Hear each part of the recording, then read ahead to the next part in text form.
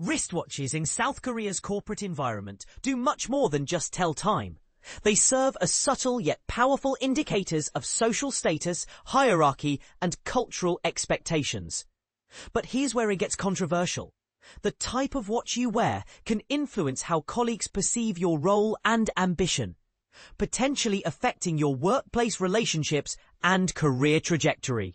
This article delves into the deep history of watch culture in Korea and reveals the complex unwritten rules that govern their place in professional settings. Let's start with a bit of background. Pocket watches made their debut in Korea in the late 1800s, introduced as Western imports through new port openings.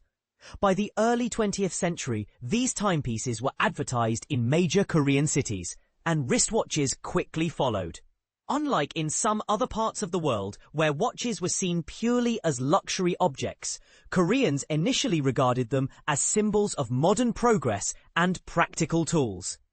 The watch manufacturing industry in Korea took its first major step forward in 1959, focusing mainly on assembling mechanical wristwatches from imported parts.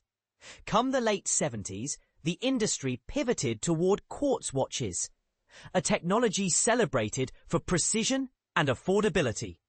By the end of the 1980s, the production volume escalated dramatically, with tens of millions of units being made each year, much of which was exported globally. Brands like Romanson gained recognition both domestically and overseas. Fast forward to today, and we see a revival of interest in mechanical watches, with Korean micro-brands like Pitsman and independent artisans such as Minhu Yu gaining momentum in the local watchmaking scene. Luxury watches, though now common, arrived relatively late in South Korea compared to Europe or Japan.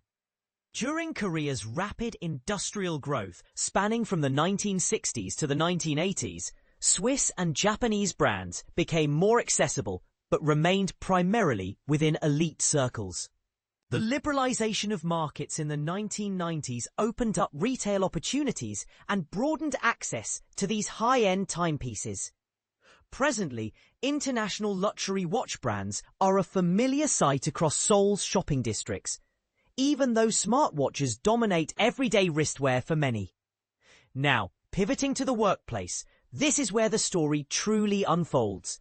South Korean corporate culture is famously hierarchical, rooted deeply in Confucian values that emphasize age, position, and respect.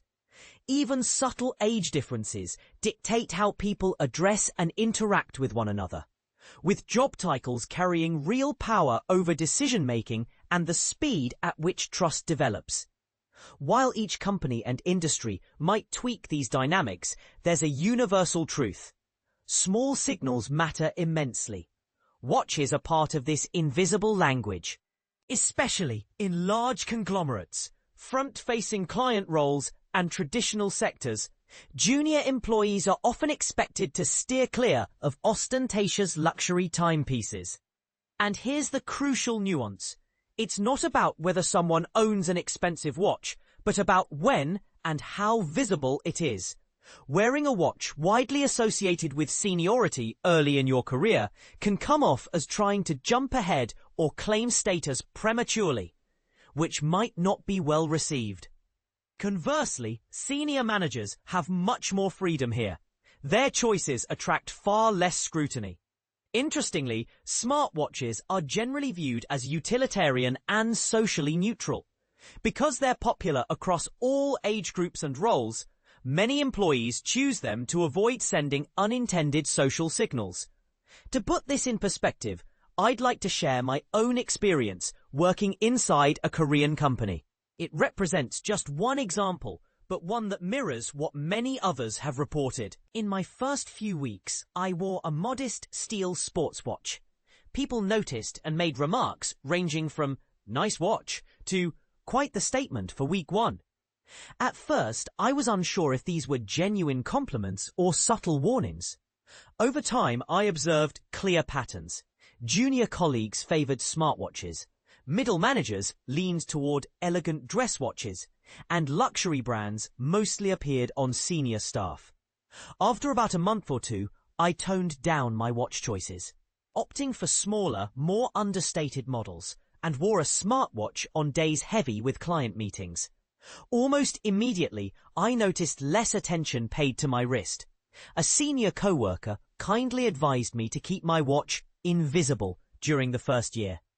Their point was not about the cost, but about how easily certain designs, like specific bezel shapes or bracelet styles, are instantly recognizable and carry inherent social meaning, regardless of one's intentions. Context matters greatly as well. For example, when a coworker returned from a celebration with a new luxury watch gift, the whole team congratulated him. The same watch on a newcomer might have been judged as trying too hard, but as a gift marking a milestone, it was welcomed warmly.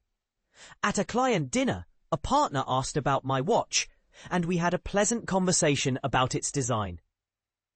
Later, I was discreetly reminded that too much visible enthusiasm for watches can sometimes backfire and be seen as self-promotion.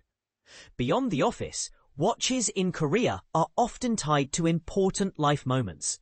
Think graduations, job promotions, weddings, more than as a mere collector's hobby. These milestone purchases are given and worn proudly in both family and professional circles, which is why easily recognizable brands are typically preferred, even by those who aren't watch enthusiasts. On the other hand, some devoted luxury buyers focus on limited edition or hard-to-find models from prestigious brands, keeping that niche market small but passionate. When it comes to brand popularity, global luxury names like Rolex, Audemars Piguet, and Patek Philippe dominate Korea's upscale retail neighborhoods. Cartier's timeless classics such as the Tank and Santos models are often gifted on special occasions. For options slightly below the high luxury tier, Omega is widely respected, and Tudor watches, widely available in department stores and duty-free shops, serve as popular entry points for first-time mechanical watch buyers. On the practical side, everyday wear tends to favor smartwatches from Apple and Samsung, which enjoy broad usage across ages and job levels. This strong focus on well-known brands influences workplace behavior. A watch that's eye-catching and instantly identifiable can broadcast a social message that might not align with the wearer's true intent. Meanwhile, quieter, less recognizable timepieces usually invite fewer assumptions and less social weighing. In conclusion, navigating watch etiquette in South Korea's corporate culture is a subtle balancing act where history, social hierarchy, and consumer trends converge. A single object on the wrist might be interpreted as a tool for timekeeping, a meaningful gift, or a status symbol, depending on who's wearing it, when, and where.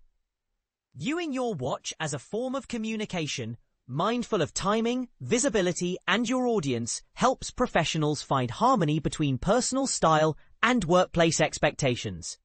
What do you think? Is watch choice in the office just harmless personal expression, or does it reinforce social divisions? Have you ever experienced judgment based on your wristwear? Feel free to share your thoughts and stories in the comments below.